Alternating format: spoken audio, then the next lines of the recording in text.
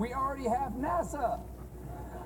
We don't need Space Force. Please wait until NASA finds life before you try to kill it.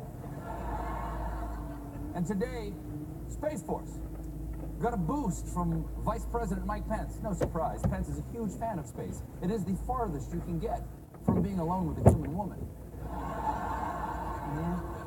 Now, yes. In a speech to the Defense Department, Pence outlined the mission that will take us to the stars. President Trump proclaimed that the United States stands, in his words, at the birth of a new millennium, ready to unlock the mysteries of space. What a stirring call to something we're already doing. Yeah, since the 1960s. In fact, Pence's speech reminds me of JFK's immortal words. We choose to go to the moon in this decade and do the other things. Not because they are easy, but to distract from Robert Mueller. Witch hunt. Yes.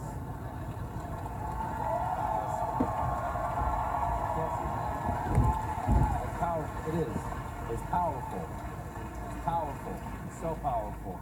Then Pence laid out exactly the administration's plan, what they need to put it into action.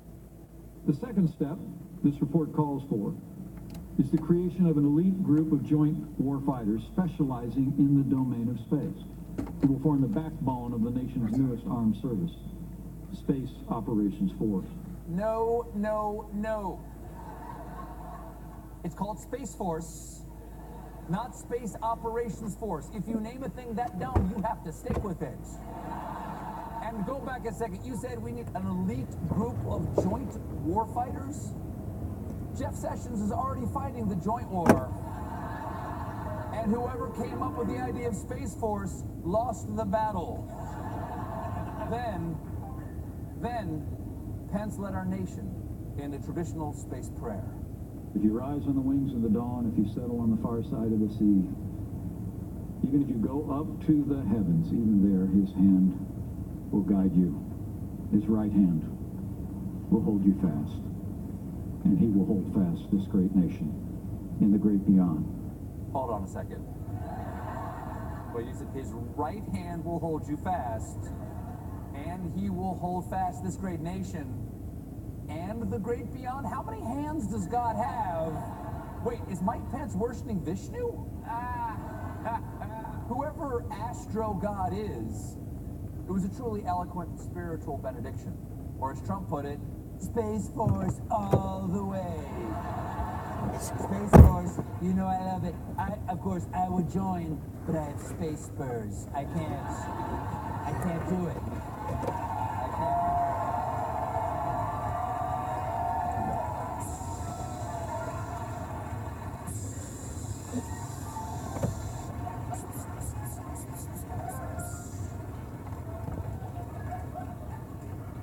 And today, Sky Marshal Trump. Yes. Sky Marshal Trump sent his supporters an email letting them vote for the Space Force's new insignia. They will vote for their favorite, and the final choice will be made by the Electoral Space College. But there were six. Six does not seem like enough options to us. So the Late Show has made a few of our own. Space Force, Mars has cleaner water than Flint. In space, no one can hear you collude. And one small step for man, really small hands for a man.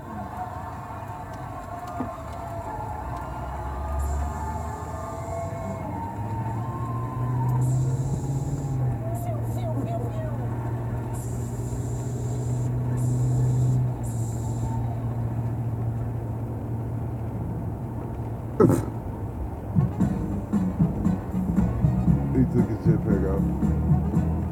Colbert is something else, man.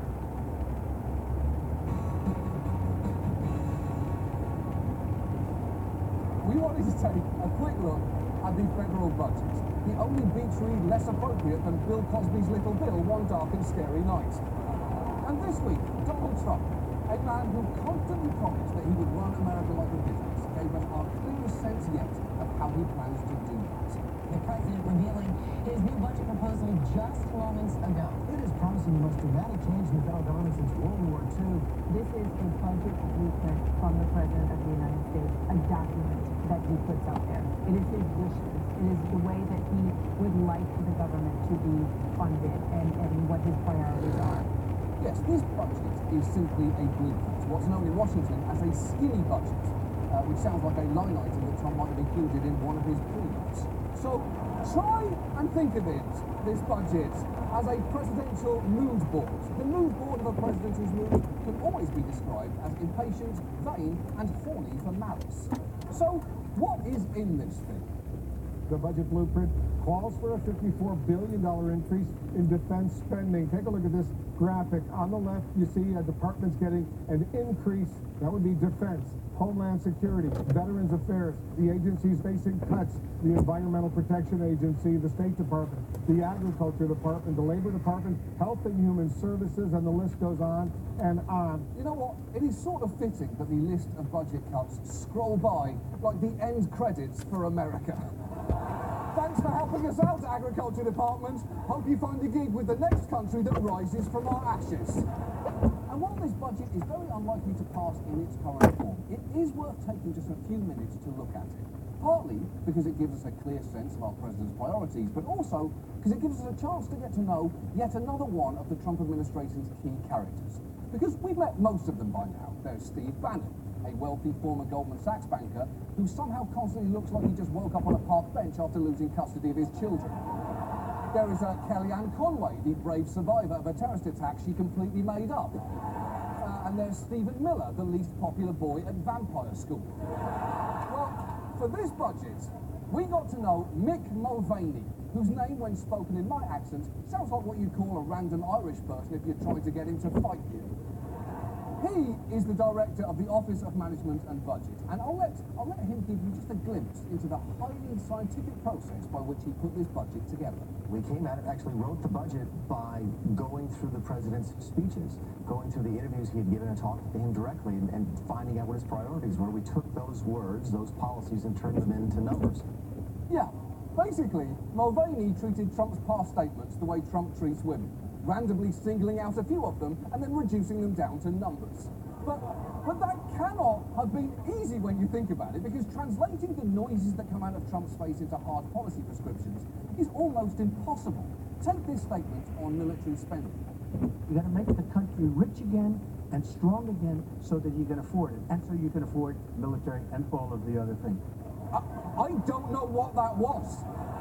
To be honest, it sounds like the audiobook of A Farewell to Arms broadcast by an iPhone submerged in hot coffee. But apparently Mulvaney heard increased defense spending by $54 billion because that is what he's proposing. And as for the budget's funding for nuclear weapons, they presumably have their bases in statements like this one. Britain has built up their military again and again and again. Their military is much stronger. He's doing nuclear. We're not doing anything. Our nuclear is old and tired, and his nuclear is tippy-top from what I hear. Again, I don't know how you turn that into policy. Let's trickle-dickle some money bunnies into our boom-boom budget. We're aiming for tippy-top people, because remember, we're talking about the most lethal weapons in the history of mankind. So if we can, tippy-top.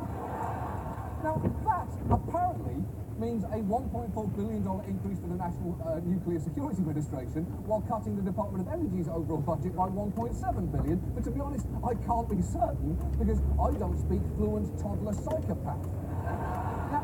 Now these cuts have made headlines for their severity, but no one can say they're surprised by who is on the receiving end of some of the worst of them.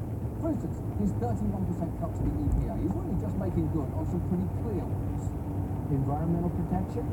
What they do is a disgrace. Every week they come out with new regulations. They make it impossible. We'll be fine with the environment. We can leave a little bit, but we can't destroy businesses. We can leave a little bit of the environment. Specifically, this fish, this bit of crabgrass in Utah, and one of these meerkats. So, don't get too attached, one on the right. And look, there is nothing wrong with cuts in principle. But with budgets, as with haircuts, it's where and how you cut that matters. And believe me, I say that as a grown man who had bangs on national television for 7 years. Cool? Cool.